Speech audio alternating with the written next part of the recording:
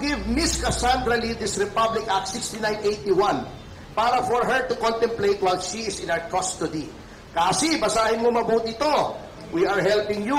Huwag kang maniwala sa lawyer mo. I mean, let's face it.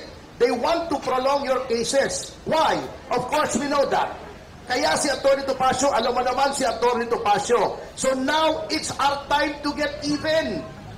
Can you imagine using the legislative bully pulpit to get even? Pahabain niya ng kaso para makuha niya lahat ng pera mo. That's why I challenged him and I challenge him again. Dan, huwag kang magtago dyan sa likod ng parliamentary privilege. Ulitin mo yung sinabi mo rito. Ulitin mo sa harapan ko. Tignan natin kung ano mangyayari. Ito wag eh. Ayaw magsalita pag nasa labas. Nagtatago doon sa privilege niya.